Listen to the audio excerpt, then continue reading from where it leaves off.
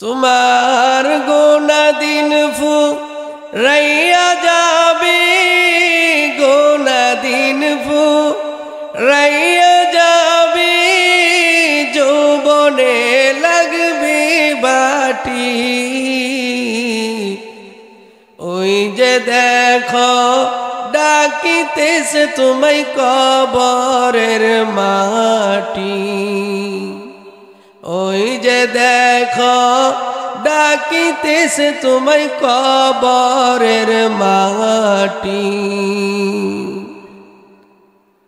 তোমার গোনা দিন ফুরাইয়া যাবে, গোনা দিন ফুরাইয়া যাবে, যৌবনে লাগবে বাটি। ওই যে দেখো ডাকিতেছে তোমায় কবরের মাটি। ওই যে দেখো ডাকিতেছে তোমায় কবরের মাটি।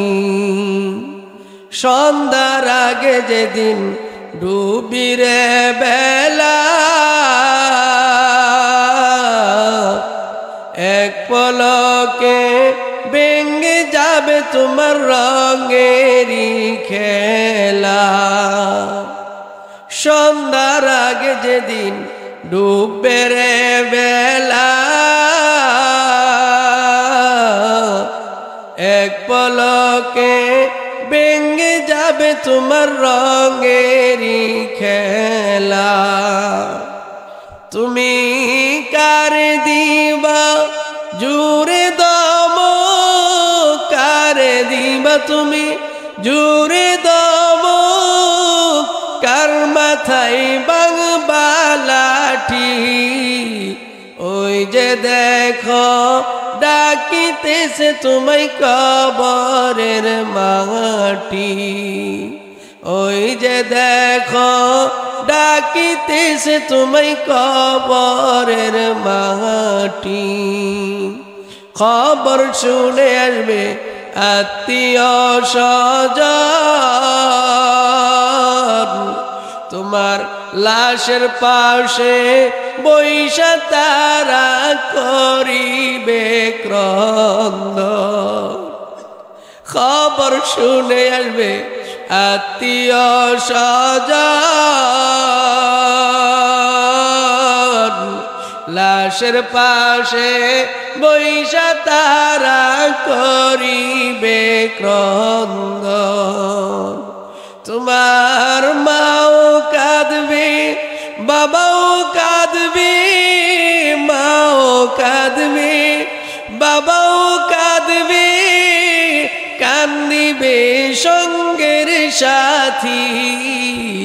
ওই যে দেখো ডাকিতেছে তোমায় কবরের মাটি। ওই যে দেখো ডাকিতেছে তোমায় কবরের মাটি। ও মা, শেষ কথা আমার খেয়াল করে শুনেন। মাগো, দুনিয়াতে থাকতে নিজের আমলটাকে সুন্দর বানান। একবার যদি চইলা যান আর দুনিয়াতে আসার সুযোগ নাই। ও মা, আজকে আপনি 3 বেলা ভালো ভালো খাইতেছেন, ভালো ভালো কাপড় পরতেছেন, ভালো ভালো ঘরের ভিতরে ঘুমাইতেছেন। ও মা, তারপরও আপনি নামাজ পড়েন না, তারপরও আপনি আল্লাহরে ডাকেন না। কিন্তু মাগো, নবীর ফ্যামিলির দিকে তাকায় দেখেন, আল্লাহর নবীর একমাত্র কলিজার টুকরা মেয়ে ফাতেমার ব্যাপারে ঘটনা আসছে। আল্লাহর নবী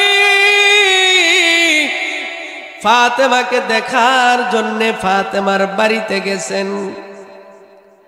দরজার সামনে গিয়া আল্লাহর নবী ফাতেমারে সালাম দিছেন। ফাতেমা ঘরের ভিতর থেকে সালামের জবাব দিছে। এবার নবী দরজায় দাঁড়ায় রইছে, কিন্তু ফাতেমার দরজা খুলে না। আল্লাহর নবী বলে, মা, ও ফাতেমা, তুমি কি আমার সাথে রাগ করছো নাকি? মা গো আমি বাবা তোমার দরজার সামনে দাঁড়ায় রইলাম, তুমি দরজা খুলো না, তুমি কি আমার উপর রাগ করছো নাকি? ফাতেমা ভিতর থেকে জবাব দেয়, আব্বা জান আপনি তো রাহমাতুল লিল আলামিন, আপনার উপর তো রাগ করার কোনো প্রশ্নই আসে না।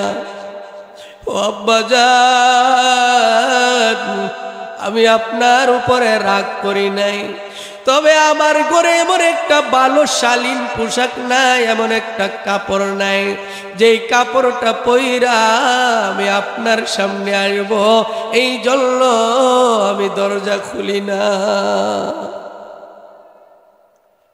ও উত্তর মির্জানগরের মা,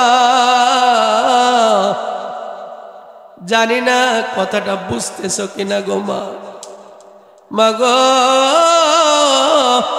তোমার আলমারির মধ্যে তো এখন 10 সেট 15 সেট 20 সেট কাপড় আছে, কিন্তু নবীর মেয়ে রাহমাতুল লিল আলামিনের মেয়ে তার ঘরে 1 সেট কাপড় নাই। এবার আল্লাহর নবী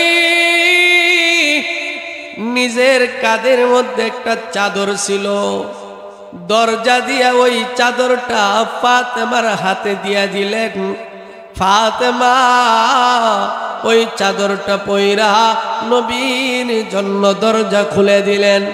আল্লাহর নবী ঘরের ভিতরে প্রবেশ করলেন, কিন্তু আল্লাহর নবী ঘরের ভিতরে প্রবেশ কইরা ফাতেমার চেহারার দিকে তাকায়া নবীজি কান্না শুরু করছেন।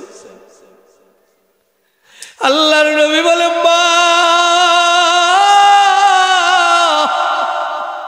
তোর চেহারাটা মলিন হয়ে গেছে, শুকায় গেছে রে মা, চক্ষুগুলো গর্তের ভিতরে ঢুকে গেছে, আজকে কয়দিন হয় তুই খানা খাস না রে মা। ফাতেমা ডাক দিয়ে বলে, আব্বা জান আমি কয়দিন খানা খাই না, এই খবর আপনি পরে নেন।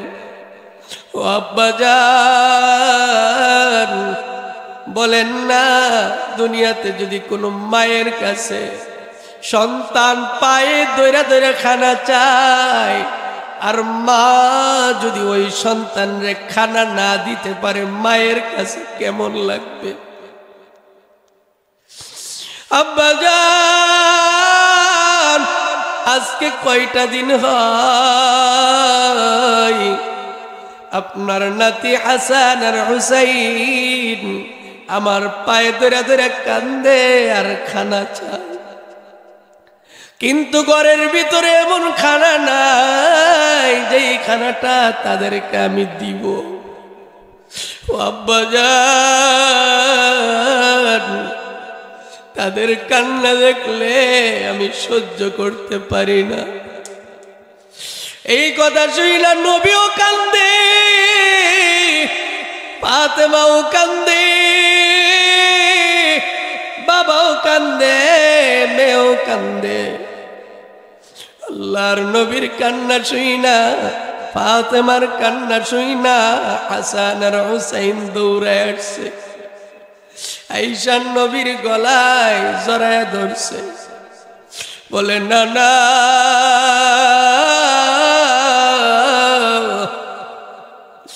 আমাদের আম্মা না কি কারণে না জানি আমাদের উপর রাগ করছে, এই যে খানা চাই আম্মা খানা দেয় না। ও নানা যান আম্মার বিচারটা একটু আপনি করে যান। নবী বলে, হাসান ও হুসাইন এই বিচার আমার দ্বারা করা সম্ভব না। হাসান হুসাইন ডাক দিয়া বলে, নানা কেন? আপনার মেয়ে দেখে কি আপনি বিচার করবেন না নাকি? নবী বলে, না রে হাসান না, আমার মেয়ে দেখে বিচারটা করব না, বিষয়টা এমন না। ও হাসান যার কাছে বিচার দিলা তিনি তো তোমাদের চাইতে আরো বেশি ক্ষুধার্ত, এই জন্য উনি বিচার করতে পারবে না। ও পর্দারের মা, ও মির্জানগর এলাকার মা, আপনাদের কাছে জানতে চাই, ফাতেমা এত কষ্ট করছেন, তারপরেও জীবনে কোনোদিন নামাজ ছাড়ছেন না রে মা না। এত কষ্ট করার পরেও জীবনে কোনোদিন নামাজ ছাড়ে নাই, এত কষ্ট করার পরেও জীবনে কোনোদিন বেপরদায় চলে নাই। কিতাবের মধ্যে ঘটনা আসছে, হযরতে ফাতেমা রাদিয়াল্লাহু তাআলা আনহা একদিন সকালবেলা ঘুম থেকে উঠা স্বামীরে ডাক দিয়ে বলতেছে, স্বামী গো।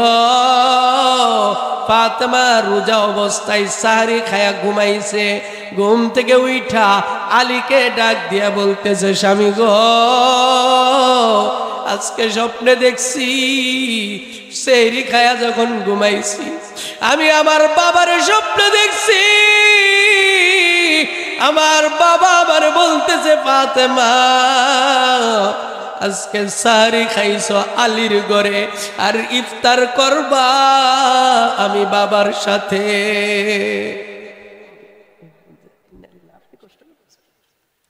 ইফতার করবা আমি বাবার সাথে। এই কথা শুই না আলীও কান্দে, ফাতেমাও কান্দে।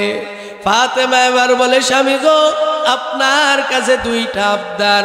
এক নাম্বার আবদার, নবীর মেয়ে হিসাবে আপনার যতটুকু সেবা করার দরকার ছিল আমি আপনার সেবা করতে পারি নাই রে স্বামী। কিয়ামতের ময়দানে আল্লাহর কাছে আমার ব্যাপারে কোনো অভিযোগ কইরেন না ও স্বামী। কিয়ামতের ময়দানে আপনি যদি আমার ব্যাপারে কোনো অভিযোগ করেন, তাইলে আমার কারণে তো আমার বাবা লজ্জিত হবে। আমি আপনার কাছে মাপ চাই, জীবনে আপনারে যত কষ্ট দিছি আপনি আমারে মাফ করে দিয়েন।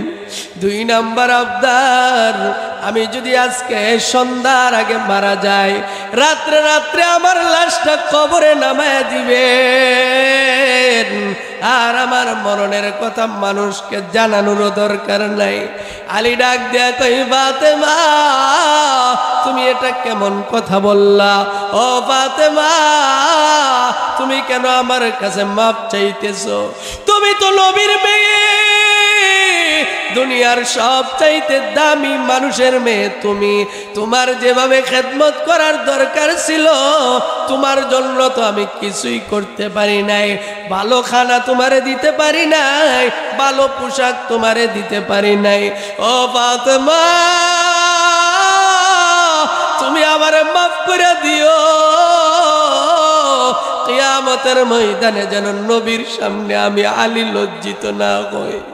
আর ফাতেমা, তুমি যে বললা তোমার মৃত্যুর খবর কাউরে না জানাইতাম, তুমি তো রাহমাতুল লিল আলামিনের মেয়ে, তোমার মরণের কথা শুনলে তো সবাই দৌড়ে আসবে।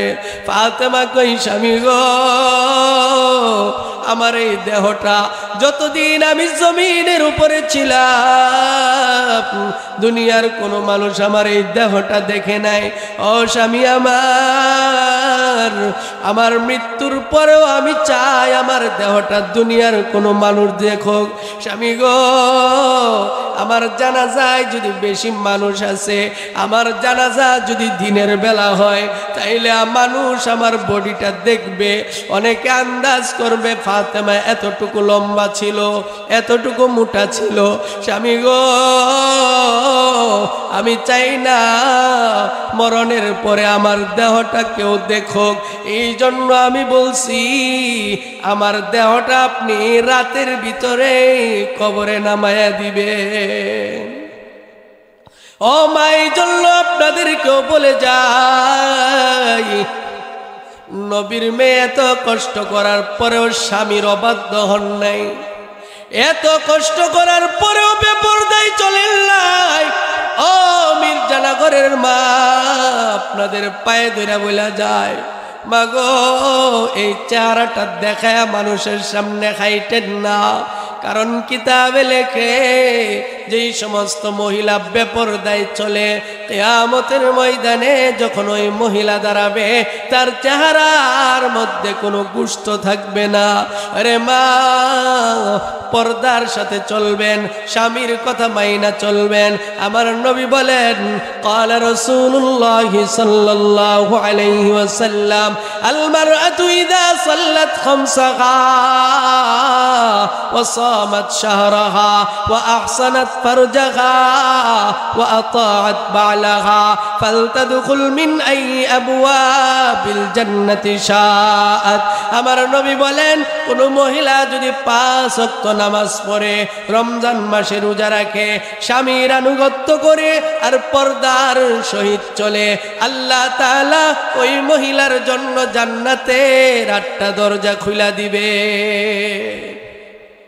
ও মা, এই জন্যই 4টা আমল করবেন, জীবনে আর কোনোদিন নামাজ ছাইরেন না। সংসারের চিন্তা করে আর কোনোদিন নামাজ ছাইরেন না গো মা। কবরে গিয়ে কি জবাব দিবেন? সংসার সংসার কইরা ববে গো, করলি না বন্দেগি, কিভাবে কাটাইবি মনরে কবরের জিন্দেগি রে। ওরে জীবন গুনাই গুনাই গেল রে, ওরে জীবন গুনাই গুনাই গেল রে। বাড়ির পাশে পুকুর পারে রে, বাঁধবি বাঁশের ঘর, বায়ো নাই তোর বান্ধব নাই রে, কে লইবে খবর রে।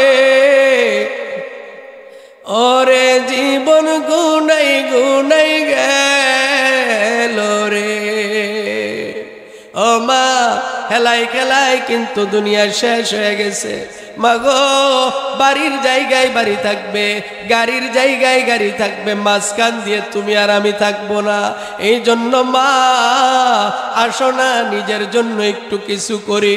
আমার নবী বলছেন ক্বালা রাসূলুল্লাহ সাল্লাল্লাহু আলাইহি ওয়াসাল্লাম ইযা বুযিআল মাইতু ফি কবরিহি জাআল কুরআন ইনদা রাসি। আমার নবী কয় দুনিয়ার মানুষগুলোকে যখন কবরে রাখা হয়, মিনহা খালাকনাকুম ওয়া ফিহা নুঈদুকুম ওয়া মিনহা নুখরিজুকুম তারাতান উখরা।